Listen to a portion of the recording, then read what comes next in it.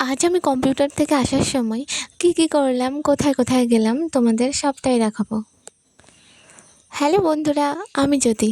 আমার ভিডিওগুলো যদি তোমাদের ভালো লেগে থাকে তাহলে প্লিজ আমার পাশে থেকো, আমার চ্যানেলটাকে সাবস্ক্রাইব করে দিও এবং লাইক আর কমেন্ট করে দিও।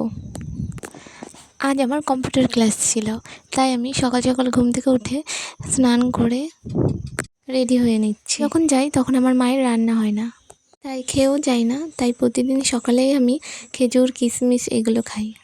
তারপর ব্যাগটা একটু গুছিয়ে নিলাম, সব কিছু ঠিকঠাক নিয়েছি নাকি। তোমাদের আজকে একটা ভিউ দেখাবো, দেখে বলবে কেমন লাগলো। এটা ছিল সকালবেলার একটা শান্ত পরিবেশ। কেমন লাগলো কমেন্টে জানিও। যাই হোক, অনেক বকবক করে ফেললাম, তোমাদেরও বোরিং লাগবে। তো চলো, আমার এখন লেট হয়ে যাচ্ছে, আমি এখন বেরিয়ে পড়বো কম্পিউটারে যাওয়ার জন্য। এই যে রাস্তাটা দেখছো, এটা আমাদের গ্রামেরই রাস্তা। যখনই বেরোবো এরকম খটখট খটখট আওয়াজ হবে। সাথে কথা বলতে বলতে পৌঁছে গেছি, তারপর টোটোতে উঠে পড়েছি। টোটো থেকে নেমে এখন যাচ্ছি কম্পিউটার ক্লাসের দিকে। যেহেতু আমাদের কম্পিউটার ক্লাসের ফোন অ্যালাউ নেই, তাই ওখানে গিয়ে কোনো ভিডিও ক্লিপ নিতে পারিনি।